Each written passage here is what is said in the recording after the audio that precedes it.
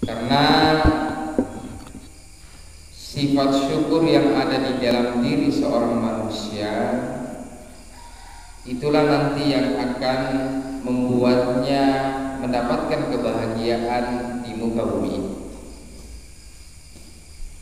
Sehingga itu hadirin yang dimuliakan oleh Allah, Nabi Shallallahu Alaihi Wasallam selalu mewanti-wantikan kita untuk tidak terlalu mencintai harta dan tidak terlalu mencintai dunia.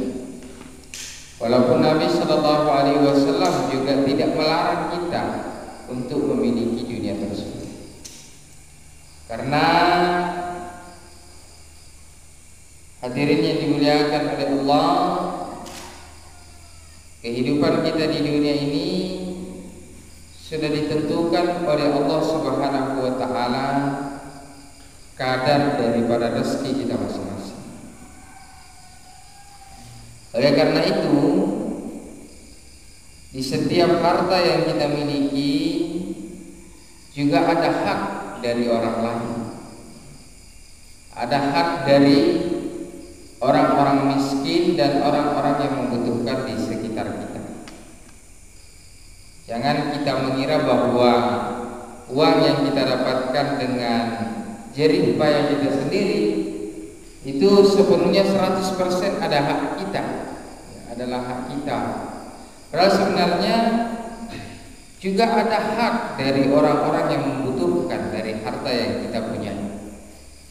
Itulah ada di dalam ajaran Islam, dan salah satu dari rukun Islam yaitu membayar zakat, baik itu zakat mal maupun zakat harta, baik itu zakat mal maupun zakat fitrah. Nah, kalau seseorang tidak mempunyai rasa syukur di dalam dirinya, maka dia tidak akan pernah bisa mengeluarkan zakat, tidak akan pernah mau menginfakkan hartanya, tidak akan mau mengorbankan apa yang dia dapatkan.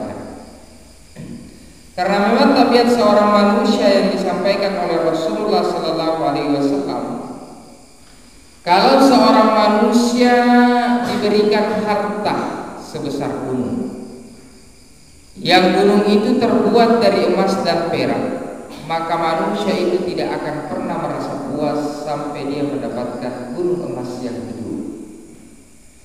Kalau seorang manusia diberikan 2 gunung emas, maka dia tidak akan pernah merasa cukup sampai dia mendapatkan gunung emas yang ketiga. Nah, walaupun manusia itu diberikan 3 gunung emas, dia tidak akan pernah merasa cukup sampai dia mendapatkan gunung emas yang berikutnya. Sampai hadirin yang berbahagia, Nabi Shallallahu Alaihi Wasallam menyampaikan, wala yasuddu jawfal adam illa turab. Dan tidak ada yang bisa mengenyangkan perut manusia itu kecuali tangis. Jadi manusia itu baru akan sadar bahwa sebenarnya harta yang dia cari setiap hari, dunia yang selalu dia puja-puja, sebenarnya tidak bisa dia bawa, kecuali apa yang dia sedekahkan, apa dia infakkan, apa yang dia korbankan, dan apa yang dia kirim terlebih dahulu ke akhir.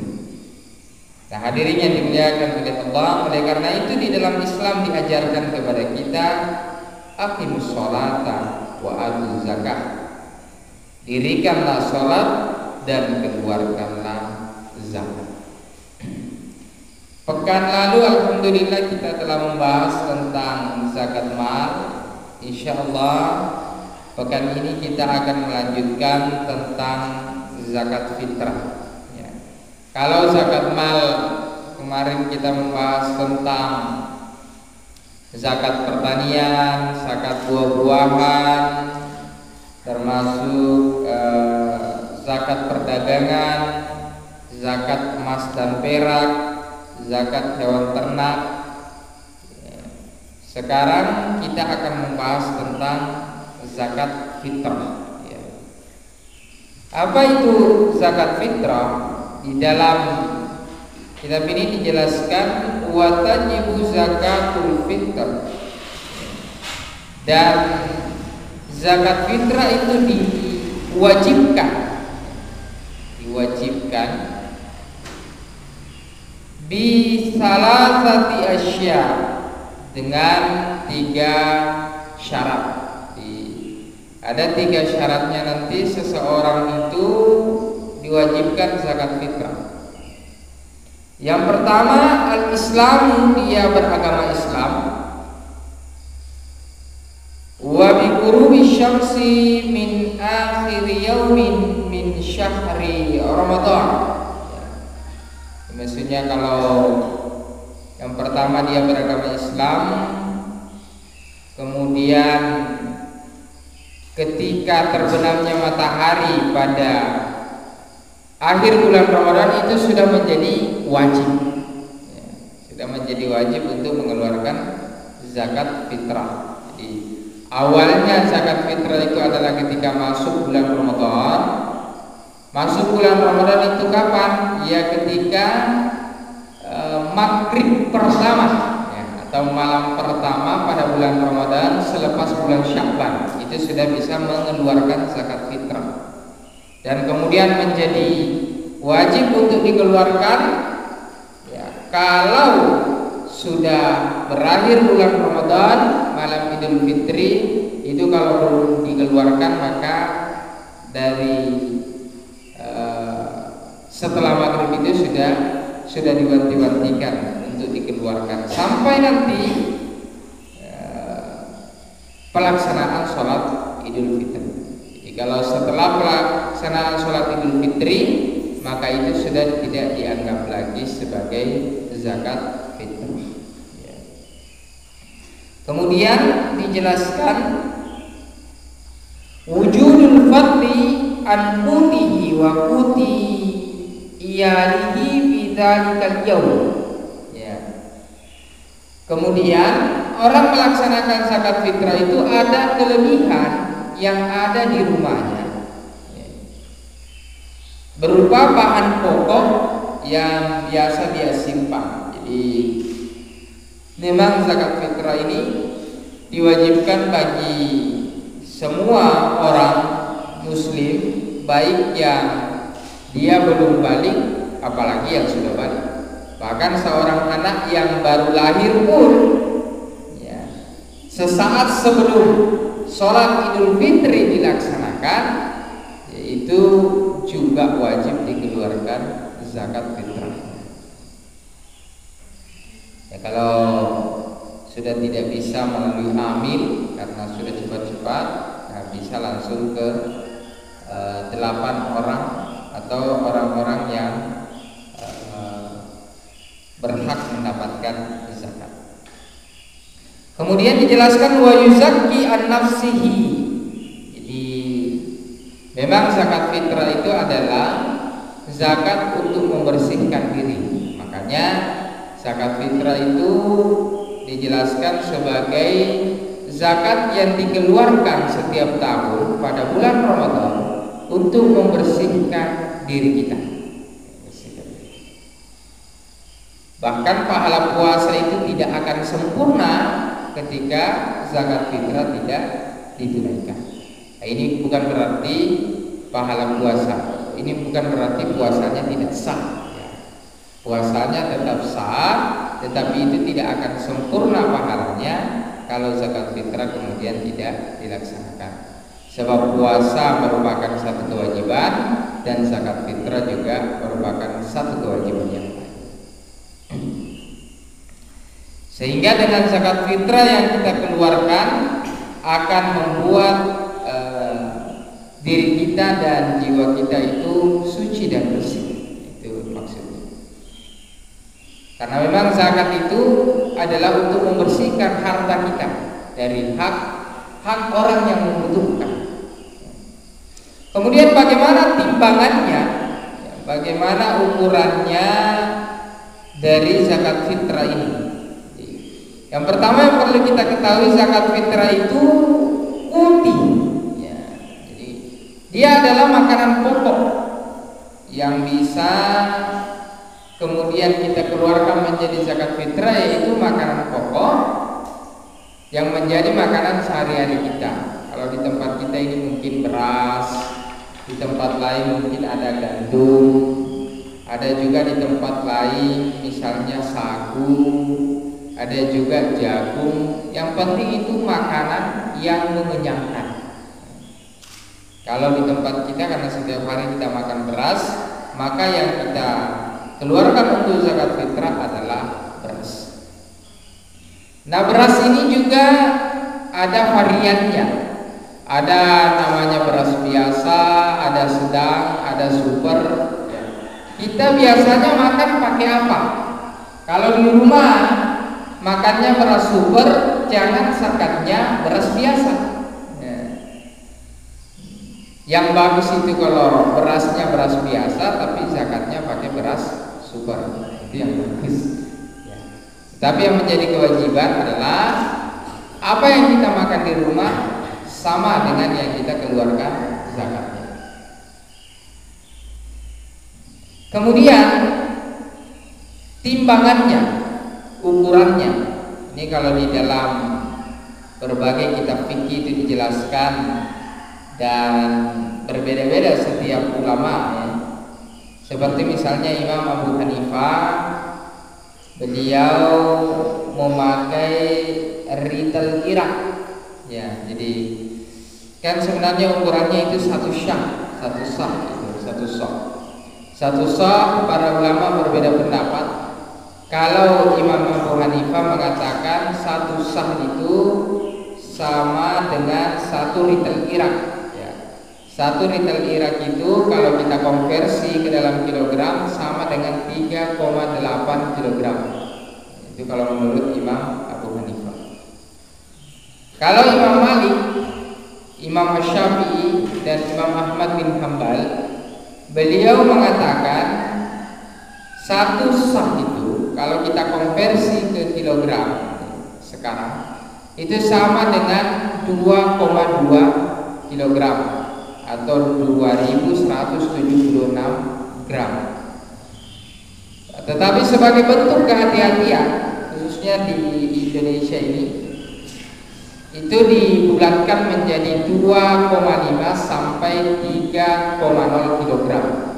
Jadi 3 kilogram itu lebih utama. Sebagian juga memakai 3,5 liter. 3,5 liter.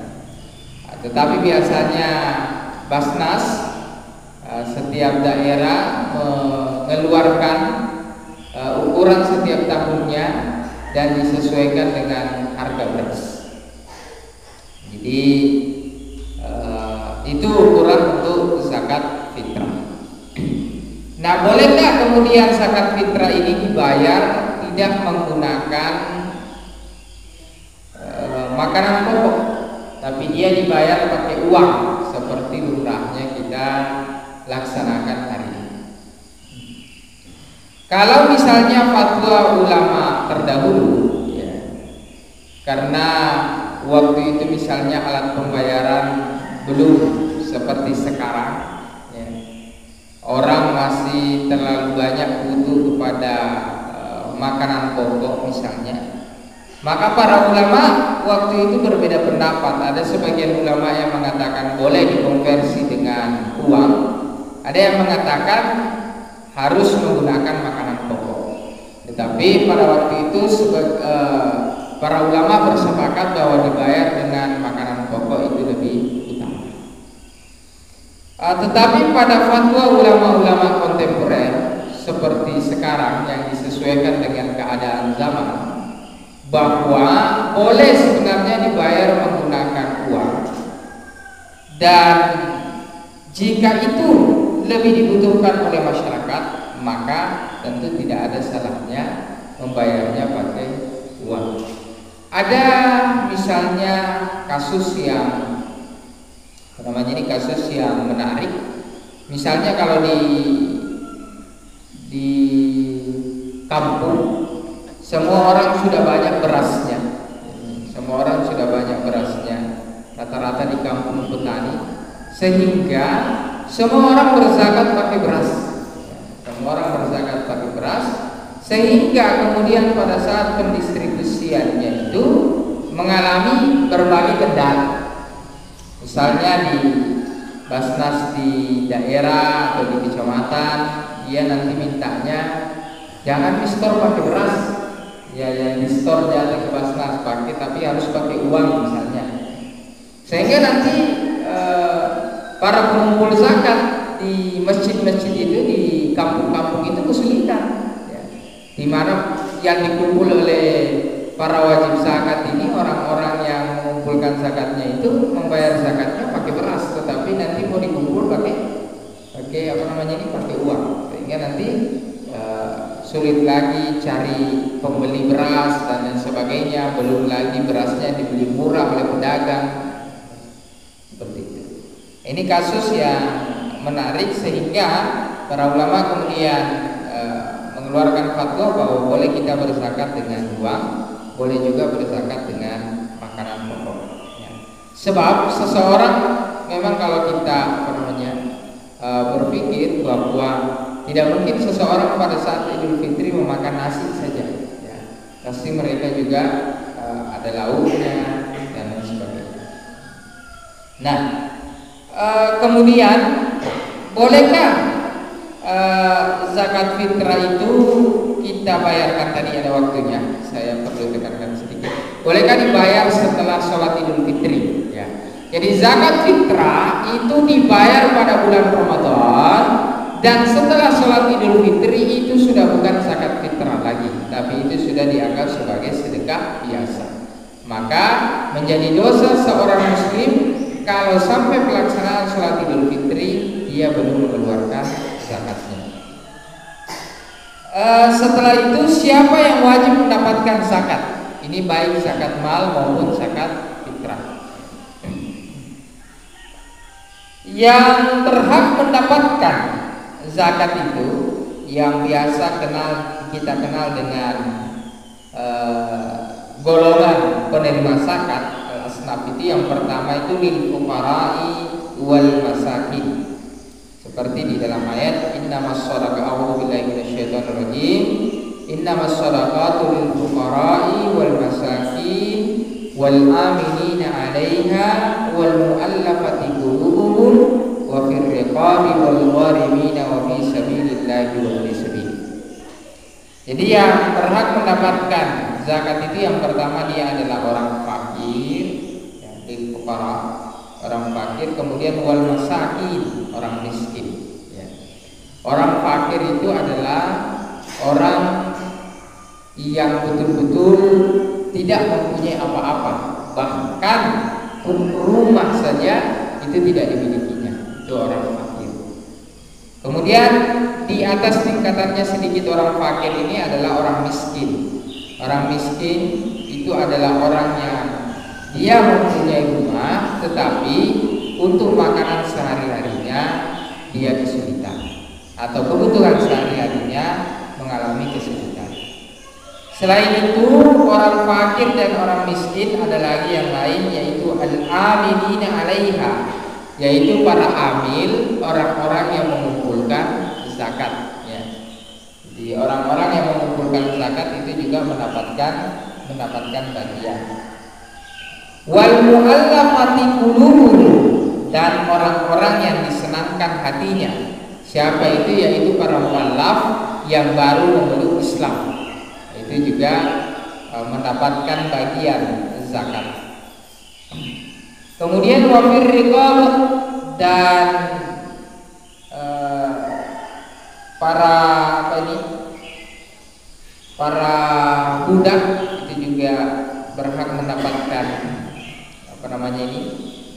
mendapatkan zakat.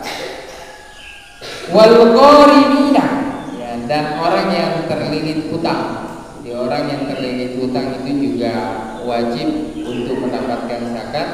Wa fi sabilillah, dan orang yang berada di jalan Allah. Wa fi sabil, dan ibnu sabil. Jadi ini 8 golongan orang yang kemudian wajib untuk mendapatkan zakat. Kalau 8 golongan ini ada di daerah kita, maka 8 golongan ini berhak mendapatkannya. Tapi siapa yang pertama? Tentu orang-orang fakir dan orang miskin terlebih dahulu. Kemudian mengenai fisabilillah, ini ada perbedaan pendapat. Apakah fisabilillah ini adalah orang yang hanya berjuang di jalan Allah, atau fisabilillah? Ya. Kalau fisabilillah kan orang yang berperang dulu. Atau fisabilillah itu setiap orang yang kemudian berusaha untuk menegakkan dan menyiarkan agama Allah, itu juga termasuk fisabilillah. Kalau ulama-ulama kontemporer khususnya di Indonesia ini diartikan bahwa fisabilillah juga termasuk setiap sesuatu pekerjaan yang bisa digunakan untuk menyebarkan agama Islam, baik dengan jalan seperti yang dilakukan oleh Rasulullah dulu kalau ada perang, ataupun tanpa perang, seperti misalnya melalui pendidikan, melalui lembaga dakwah, ya, termasuk misalnya lembaga kajian. Ya. Oleh karena itu ada juga yang menafsirkan bahwa termasuk fisabilillah itu adalah membangun masjid, ya, membangun masjid. Walaupun sebenarnya tidak ada secara eksplisit Nabi mengatakan bahwa zakat itu boleh dipakai untuk membangun masjid, tetapi kalau masjid itu dibangun dalam rangka syiar Islam, fisabilillah, di satu daerah tidak ada masjidnya, bagaimana kita mau membangun masjid kalau tidak ada sumbangannya, maka mungkin zakat bisa dialihkan ke sana. Ini ada di daerah itu di Pintrang. Di Pintrang itu ada kampung Mu'allaf, ya, di gunung di sana. Ya, masjidnya masih terbuat dari kayu papan. Nah, itu di sana para warga yang baru-baru memeluk Islam memerlukan masjid sebagai sarana ibadah, juga untuk syiar Islam, untuk menguatkan hati mereka yang baru memeluk Islam. Ini termasuk di dalam fisabilillah. Walaupun sebagian ulama mengatakan ya fisabilillah itu adalah orang yang berperang di jalan Allah. Kemudian bagaimana takaran pembagiannya? Ya. Jadi sebenarnya dalam takaran pembagiannya itu tidak ada yang tetap yang dijelaskan oleh para ulama. Itu disesuaikan dengan keadaan dan kebutuhan yang ada di sekitar kita. Walaupun ada sedikit dibahas, seperti dikatakan bahwa setiap golongan, ya, kecuali amil, ya. Jadi dikatakan bahwa setiap golongan itu, ya, sebaiknya kita cari tiga orang, baru kalau sudah terpenuhi semua, kita kembali lagi untuk mencari lagi yang lain, ya. Misalnya dari fakirnya ada 3 orang, dari miskinnya ada 3 orang, ya. Kita bagi rata, baru kemudian kalau ada lebihnya kita cari lagi orang fakir dan orang miskin. Jadi pembagiannya ini disesuaikan, ya. Kecuali misalnya amin itu tidak boleh mendapatkan terlalu banyak, ya, tidak boleh mendapatkan terlalu banyak. Nah, ini juga biasa kekeliruan di kampung-kampung. Biasanya kalau dia adalah imam kampung, kalau orang berzakat ke dia, semuanya dia diambil, hanya beberapa yang dikasih ke orang, sisanya itu disimpan di rumah. Nah, itu yang tidak dibolehkan, karena amil itu hanya mendapatkan sebenarnya bagian yang tidak terlalu banyak di dalam zakat itu. Kemudian ada beberapa golongan yang tidak boleh mendapatkan, ya, tidak boleh mendapatkan zakat fitrah, ya, atau zakat mal. Siapa saja itu, termasuk, ya, orang-orang yang berasal dari keturunan Bani Hashim. itu keturunan Nabi Shallallahu Alaihi Wasallam itu tidak dibenarkan oleh Rasulullah Shallallahu Alaihi Wasallam menerima zakat. Ini salah satu salah satu penegasan dari Rasulullah Shallallahu Alaihi Wasallam, ya, khususnya Banu Hashim dan Banu Muttalib itu tidak boleh mendapatkan zakat. Ya. Juga dijelaskan di sini wal kafir dan orang-orang yang non Muslim itu juga tidak berhak mendapatkan zakat. Ya. Waman talzamul muzakki nafaqatuhu, dan orang-orang yang berada dalam tanggungan orang yang berzakat. Ya. Misalnya ada seorang ibu, wah ibu ini janda misalnya, kenapa? Karena suaminya sudah meninggal. Ya, apakah semua janda yang meninggal suaminya itu dikategorikan sebagai orang miskin? Wah iya, dia tidak punya pekerjaan. Memang tidak punya pekerjaan, tapi anaknya mampu. Ya. Anaknya mampu. Dan orang tua itu kalau sudah tua adalah tanggungan dari seorang anak. Tanggungan dari seorang anak. Sebagaimana Nabi mengatakan bahwa harta yang paling baik dimakan itu adalah dari kerja keras kita sendiri. Dan anak itu merupakan bagian dari kerja keras kita. Jadi seorang anak itu wajib menafkahi orang tuanya, baik bapaknya maupun ibunya, ketika bapak dan ibunya itu sudah tidak mampu untuk bekerja lagi.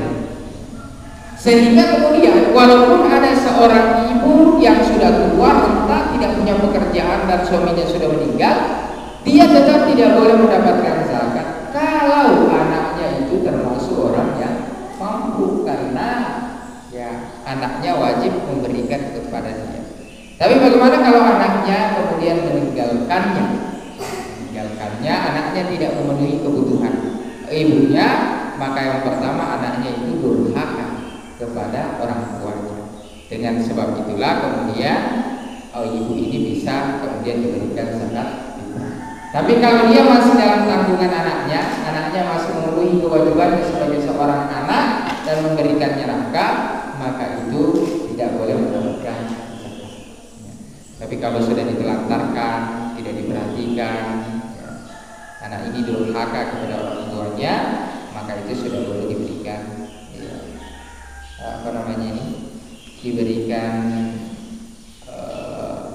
diberikan zakat. Kira-kira seperti itu yang bisa kami sampaikan di dalam di dalam kesempatan yang berbahagia ini. Tadi sedikit ada riqabah, khusus riqabah kami tadi artikan budak, itu sebagian ulama mengartikan itu adalah pembebasan budak. Ya. Kira-kira seperti itu saja. Mudah-mudahan ada manfaatnya. Dan kalau ada yang ditanyakan bisa kita bertanya setelah ini, kita diskusi. Yang benar dari Allah Subhanahu wa taala, yang buruk dari kekurangan kami sendiri. Billahi taufiq wa sa'adah. Subhanallah wa bihamdihi, subhanakallahumma wa bihamdika, asyhadu an la ilaha illa anta, astaghfiruka wa atubu ilaik. Wassalamualaikum warahmatullahi wabarakatuh.